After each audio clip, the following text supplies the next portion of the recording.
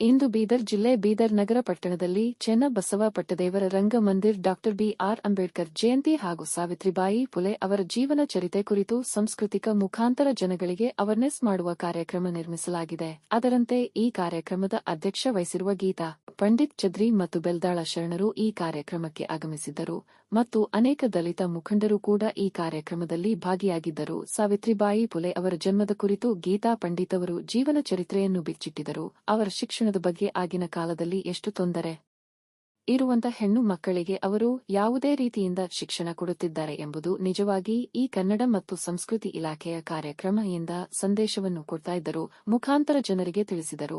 ಅದರಂತೆ ಶರಣರು ನಿಜವಾಗಿ ಸಾವಿತ್ರಿಬಾಯಿ ಫುಲೆ ಅವರ ಸಂದೇಶ ನೀಡಿ ಮತ್ತು ಬಾಬಾ ಸಾಹೇಬ್ ಅಂಬೇಡ್ಕರ್ ಅವರ ಬಗ್ಗೆ ಬಹಳ ಜನರಿಗೆ ಅರಿವು ಮೂಡಿಸುವ ಕಾರ್ಯಕ್ರಮ ನಡೆಸಬೇಕೆಂದು ಕನ್ನಡ ಮತ್ತು ಸಂಸ್ಕೃತಿ ಕಾರ್ಯಕ್ರಮದಲ್ಲಿ ಅನೇಕ ಜನರಿಗೆ ಮಾಹಿತಿ ನೀಡಬೇಕೆಂದು ಸಲಹೆ ಕೊಟ್ಟಿದ್ದರು. ಈ ಕಾರ್ಯಕ್ರಮದಲ್ಲಿ ಜಾನಪದ ಸಂಗೀತ ಮತ್ತು ನೃತ್ಯ ಕೋಲಾಟದ ಮೊರಂಪದ ಮತ್ತು ಗಜಲ್ ಮತ್ತು ಜಾನಪದ ಮತ್ತು ಭಜನಿ ಪದ ಮೂಲ ಪದ ಮತ್ತು ಭಜನೆ ಪದ ಮತ್ತು ಜನಗಳಿಗೆ ಅರಿವು ಮೂಡಿಸುವ ಕಾರ್ಯಕ್ರಮ ಡಾಕ್ಟರ್ ಶೇಷರಾವ್ ಬೆಳಕುಣಿ ಅವರ ನೇತೃತ್ವದಲ್ಲಿ ಈ ಕಾರ್ಯಕ್ರಮವನ್ನು ನಿರ್ಮಿಸಲಾಗಿದೆ.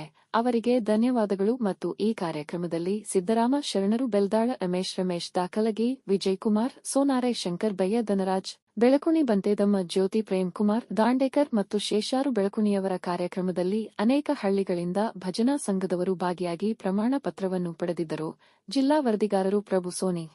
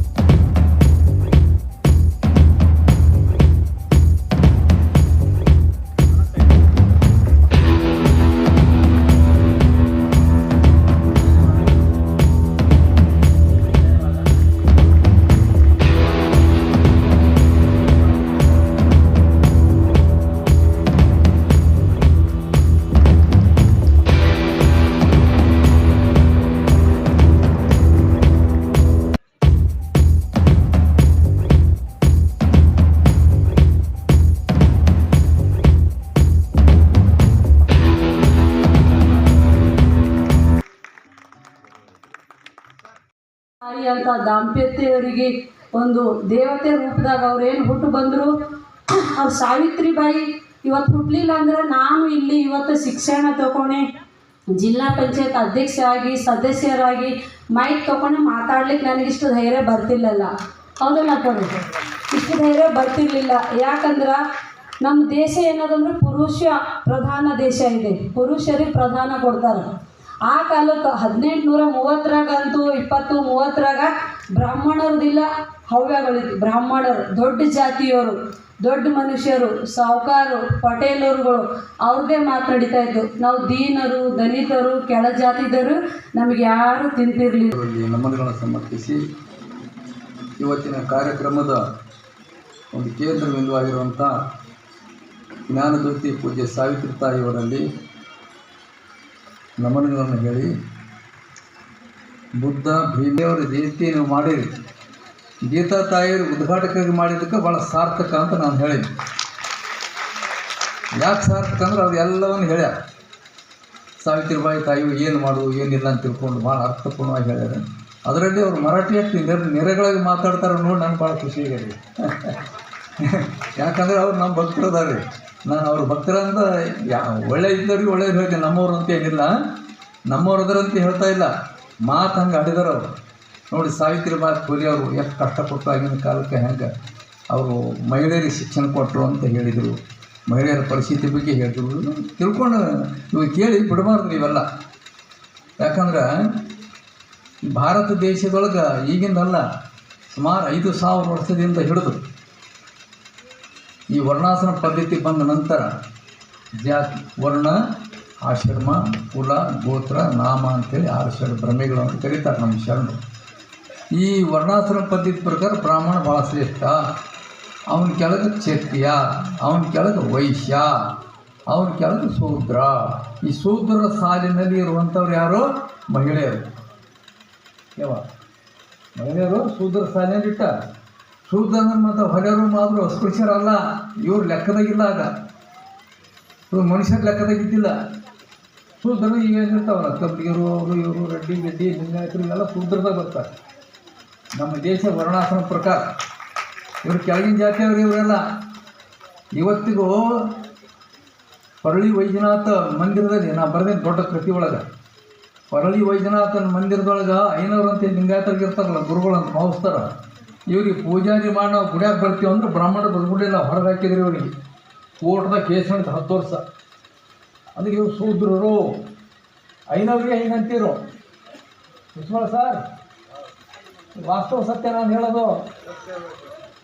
ಪರಳಿ ವೈದ್ಯನಾಥ್ ದೇವಾಲಯದೊಳಗೆ ಅಂತ ಕತಿ ಬನವಾಸಿ ದೇವಾಲಯದೊಳಗೆ ಇವ್ರಿಗೆ ಬಹಿಷ್ಕಾರ ಇಟ್ಟಿದ್ರು. ದೇಶದ ವ್ಯವಸ್ಥೆ ಹೇಗಿತ್ತು ಅಂತೀನಿ, ಹೀಗಿತ್ತು ಪದ್ಧತಿ.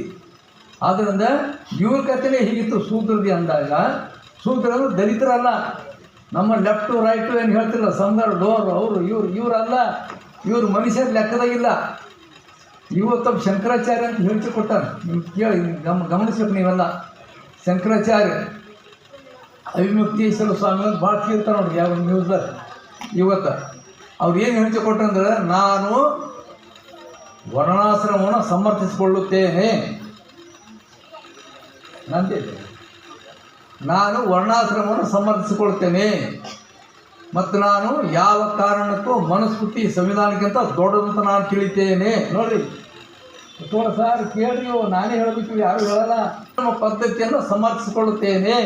ಯಾಕೆ ನಾವು ಬಾಬಾ ಸಾಹೇಬರು, ಬಸವೇಶ್ವರರು ಮತ್ತು ಸಾವಿತ್ರಿ ಫುಲೆ ನಮ್ಗೆ ಯಾಕೆ ಇಂಪಾರ್ಟೆಂಟ್ ಅಂದ್ರೆ, ಇವತ್ತು ಹಿಂಗಾದ್ರೆ ನಿಮ್ಮ ಮನಸ್ಸವ್ರು ವರ್ಣಾಶ್ರಮ ಪದ್ಧತಿ ನಾನು ಸಮರ್ಥಿಸ್ಕೊಳ್ತೇನೆ, ನಾನು ಸಂವಿಧಾನಕ್ಕಿಂತಲೂ ಮನುಸ್ಮೃತಿ ಶ್ರೇಷ್ಠ ಅಂತ ಹೇಳ್ತೀನಿ. ಯಾಕಂದ್ರೆ ಜಾತಿ ಸಮರ್ಥನೆ ಮಾಡ್ತದೆ, ಸಂವಿಧಾನ ಸಮಾನತೆ ಹೇಳ್ತದ. ನಮ್ಮ ಸಂವಿಧಾನ ಬೇಕಾಗಿಲ್ಲ ಅಂತ ಏನಂತೀರಿ? ಯಾವ ಕಾರಣಕ್ಕೂ ಕೂಡ ನಾವು ಜಾತಿ ಪದ್ಧತಿ ರಕ್ಷಣೆ ಮಾಡಬೇಕು ಅಂದರೆ ನಾವು ಶ್ರೇಷ್ಠ ಪರಿಗಣಿಸಲ್ಪಡ್ತದೆ. ಇವಾಗಲೂ ಇಲ್ಲ. ಇಂಥ ಮೆಂಟಾಲಿಟಿಗಳು ಇವತ್ತಿಗೆ ಅದಾವ. ಅಂಥ ಅಂತೀನಿ. ಯಾಕಂತ ಕೇಳ್ತೀರಿ, ಅಂಥ ಜಗತ್ತುಗಳು ಹಂಗಲ್ಲ. ನಾನು ಹೇಳೋದು, ನೀವು ಮನುಷ್ಯರಿಗೆ ನನ್ನಂಥ ಮನುಷ್ಯರಿಗೆ ಮನುಷ್ಯರಂತ ತಿಳಿದಿಲ್ಲ ಅಂದ್ರೆ ನಿಮಗೆ ನಾವು ಯಾವ ಮನುಷ್ಯರ ಅನ್ನಿರುತ್ತೆ? ಮನುಷ್ಯರಿಗೆ ಕೀಳಂತ ತಿಳ್ಕೊಂಡು ದಮನಕಾರಿ ನೀತಿ ಅನುಸರಿಸ್ತಾನೋ, ಶೋಷಣೆ ಮಾಡ್ತಾನೋ, ಹೆಣ್ಣು ಮಕ್ಕಳಿಗೆ ಕೀಳಂತ ತಿಳ್ಕೊಂಡು ಅವ್ರ ಹಕ್ಕು ಕಸ್ಕೊತಾನೋ ಅಂಥವ್ರು ಮನುಷ್ಯರ ಖಾತದಿಲ್ಲ. ಅವರು ದುಷ್ಟರು ಅಂತ ಕರಿತೀನಿ ನಾನು. ದುಷ್ಟರು. ದೊಡ್ಡ ಮನುಷ್ಯರು ಯಾರು? ಉದಾರವಾದಿಗಳು. ಬಸವಣ್ಣ ಇರ್ತಾರಪ್ಪ. ಹೆಣ್ಣು ಸಾಕ್ಷಾತ್ ಕಪಿಲಿಸಿದ ಮಲ್ಲಿಕಾರ್ಜುನ. ಹೆಣ್ಣಂದ್ರೆ ಏನೋ ಸಾಕ್ಷಾತ್ ದೇವರು ಅಂತ ಕರೆದು ಮನುಷ್ಯ, ದೇವರು ಅಂತ ಕರೆದು.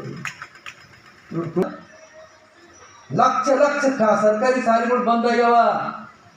ರಾಜಕಾರಣಿಗಳು ಕಾನ್ವೆಂಟ್ ಸ್ಕೂಲು, ಏರ್ಪೋರ್ಟ್ ಸ್ಕೂಲ್ಗಳು ತಗೊಂಡು ಕುಂತಾರೆ. ಅವ್ರು ಗುರುಕುಲ ತಿಕ್ಕೊಂಡು ಕುಂತಾರೆ. ಅವ್ರ ಮಕ್ಕಳು IAS ಆಫೀಸರ್ ಆಗ್ತಾರೆ. ದೀನದಲಿತ ಇತ್ತೀಚೆಗೆ ಆಗ್ತಾ ಇಲ್ಲ. ಇತ್ತೀಚೆಗೆ ಯಾರು ಅಕ್ಷರ ಆಗ್ಯಾರ ಹೇಳಿ ನೋಡೋಣ. ಇದು ಒಂದು ಶಿಕ್ಷಣ ಪೆಟ್ಟಾದ್ರು.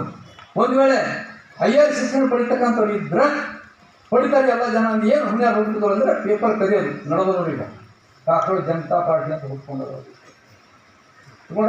ಶಾಸಕರ ಮಕ್ಕಳಿಗೆ, ಬಲ್ಲವ್ರ ಮಕ್ಕಳಿಗೆ, ದೊಡ್ಡವ್ರ ಮಕ್ಕಳಿಗೆ ಅದು ಕೂಡ ದೊಡ್ಡ ದುರಂತ. ಇದು ಬಾಬಾ ಸಾಹೇಬ್ ಅಂಬೇಡ್ಕರ್ ಎಲ್ಲರಿಗೆ ನಿಮ್ಮ ಜನಪ್ರತಿನಿಧಿಯನ್ನು ಆರ್.ಎನ್. ಪಟೇಲ್, ಪಾಂಡ್ಯ, ದೇಶಮುಖ್ ಆಳ್ತಿದ್ರು. ಅದು ಬೇಡ. ಈಗೆಲ್ಲರೂ ರಾಜನ ಹೊಟ್ಟೆ ರಾಜ ಹುಟ್ಟಿದ, ಈಗ ಉಳಿಸಿದ ಹುಟ್ಟಿದನು ರಾಜ ಆಗ್ಬೋದು ಅನ್ನೋ ಹಕ್ಕು ನಾ ಕೊಡ್ತೀನಿ ಅಂತೇಳಿ ಬಾಬಾ ಸಾಹೇಬ್ ಹೇಳ್ತಾರೆ.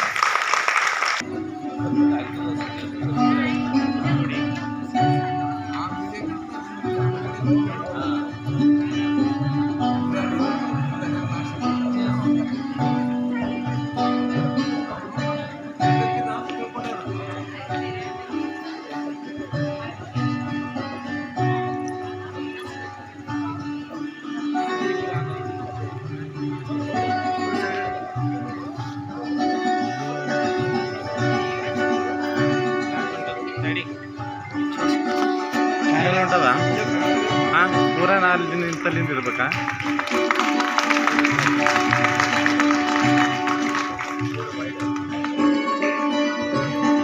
ತಮ್ಮ ಮುಂದೆ ತೆಗೆದಿಟ್ಟಿದ್ದಾರೆ. ನಮ್ಮ ಗೀತಾ ಪಂಡಿತರು ಚಿದ್ರಿಯವರು ಕೂಡ ಸ್ವಲ್ಪ ಅಧ್ಯಯನ ಮಾಡ್ಕೊಂಡು ಬಂದು ಸಂಕ್ಷಿಪ್ತವಾಗಿ ಸಾವಿತ್ರಿಬಾಯಿ ಫುಲೆ ಬಗ್ಗೆ, ಹೆಣ್ಣು ಮಕ್ಕಳ ಸ್ಥಿತಿಗತಿಗಳ ಬಗ್ಗೆ ಭಾಳ ನಮಗೆ ಮನ ಮುಟ್ಟುವಂತೆ ಹೇಳಿದ್ದಾರೆ. ಇಲ್ಲಿ ತಾವೆಲ್ಲ ಸಂಗೀತ ಕಾರ್ಯಕ್ರಮದಲ್ಲಿ ಭಾಗವಹಿಸಿ ಇನ್ನೂ ಭಜನೆ ಕಾರ್ಯಕ್ರಮಗಳು ನಡೆಸಬೇಕಾಗಿದೆ. ಈ ಹೆಚ್ಚು ನಾನು ಮಾತನಾಡದೇನೆ ಒಂದೇ ಒಂದು ವಿಚಾರ, ಬಾಬಾ ಸಾಹೇಬ್ ಅಂಬೇಡ್ಕರ್ ಅವರು ಏನು ಹೇಳ್ತಾರೆ ಅಂದರೆ, ನಮ್ಮ ಇತಿಹಾಸ ಅಂತಕ್ಕಂಥದ್ದು ನಮಗೆ ಮೊದಲು ಗೊತ್ತಿರಬೇಕು. ನಮ್ಮ ಇತಿಹಾಸ ಮೊದಲು ನಮ್ಗೆ ಗೊತ್ತಿರಬೇಕು. ನಮ್ಮ ಇತಿಹಾಸ ನಮ್ಗೆ ಗೊತ್ತಿದ್ದರೆ ನಾವು ಮುಂದೇನು ಮಾಡೋಕ್ಕಾಗೋದಿಲ್ಲ ಅನ್ನೋಂಥ ಒಂದು ಮಾತನ್ನು ಬಾಬಾ ಸಾಹೇಬ್ ಅಂಬೇಡ್ಕರ್ ಹೇಳ್ತಾರೆ. ಏನು ನಮ್ಮ ಇತಿಹಾಸ? ನಮ್ಮ ಇತಿಹಾಸ ಏನು ಅಂತ ನಾವು 75 ವರ್ಷಗಳ ಹಿಂದಕ್ಕೆ ನಾವು ಹೋದಾಗ, ಈ ದೇಶ ಸ್ವತಂತ್ರ ಸಿಕ್ಕಿಗೆ 75 ವರ್ಷ ಕಳೀತಾ ಇದೆ. ಮಾಡ್ತೀವಂದ್ರೆ ನಮ್ಮದೇ ಸಂಘ ಮಾಡ್ಕೊಂಡು ನಮ್ಮದೇ ಕಾರ್ಯಕ್ರಮ ಮಾಡ್ತಕ್ಕಂಥ ಕೆಲಸ ಮಾಡ್ತಿದ್ವಿ. ಮಾಡಿ ಈ ರೀತಿ ಪೇಪರಲ್ಲಿ ಬರ್ತಕ್ಕಂಥದ್ದು ಅಂತಂದು ಮಾಡ್ತಿದ್ವಿ. ಅದನ್ನು ನೋಡಿ ಕರ್ನಾಟಕ ಸರ್ಕಾರ, ಕನ್ನಡ ಮತ್ತು ಸಂಸ್ಕೃತಿ ಇಲಾಖೆ ನಾವು ಒಬ್ಬ ಸದಸ್ಯರಾಗಿರೋದ್ರಿಂದ ನಮ್ಮ ರಮೇಶ್ ಅವರು ನನಗೆ ಆ್ಯಕ್ಚುಲಿ ಮೆಂಬರ್ ಮಾಡಿದ್ದು. ಈ ಜೋರಾಗಿ ರಮೇಶ್ ಒಂದು ಚಪ್ಪಾಳೆ ತಟ್ಟಬೇಕು. ನಾನು ಹಿಂಗೆ ಬಂದಾಗ ನಮ್ಮ ಅಧ್ಯಕ್ಷರು ಬೀದರಿಗೆ ಬಂದಿದ್ದರು. ಬೀದರಿಗೆ ಬಂದಾಗ ರಮೇಶ್ ಅಣ್ಣರ ಊರಿಗೆ ನಮ್ಮ ಜನಪದ ಅಕಾಡೆಮಿ ಗೊಲ್ಲಳ್ಳಿ ಪ್ರಸಾದಕ್ಕೆ ಅಲ್ಪ ಸ್ವಲ್ಪ ಹಣ ಕೊಟ್ಟು ಸಂಘ ಸಂಸ್ಥೆ ಉಳ್ತಕ್ಕಂಥ ಕೆಲಸ ಮಾಡ್ತಾಯಿದೆ. ನನ್ನ ವಿನಂತಿ ಇದೆ ನಮ್ಮ ತಾಯಿಂದಿರಿಗೆ. ರಮೇಶ್ವರು ಹೇಳಿದಾಗ ನಾವು ಮೈಸೂರು ಸೈಡ್ ಹೋಗ್ರಿ ವೇಷಭೂಷಣ ಇರ್ತಾವೆ, ಮಂಗಳೂರು ಸೈಡ್ ಹೋಗ್ರಿ ಒಂದೇ ಹಾಡು ಆಡ್ತಾರೆ ವೇಷಭೂಷಣ ಇರ್ತಾವೆ.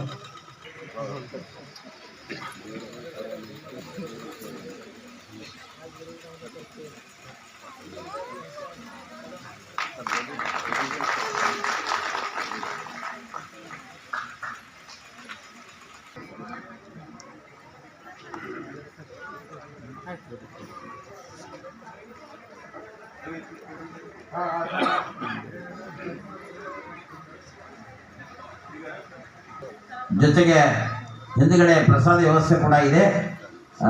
ಈ ಕಾರ್ಯಕ್ರಮದ ಜೊತೆಗೆ ಊಟವನ್ನು ಸಹಿತ ಸ್ವೀಕಾರ ಮಾಡಬೇಕು ಅಂತ ಕೇಳ್ಕೊಳ್ತಾ ಇದ್ದೆ.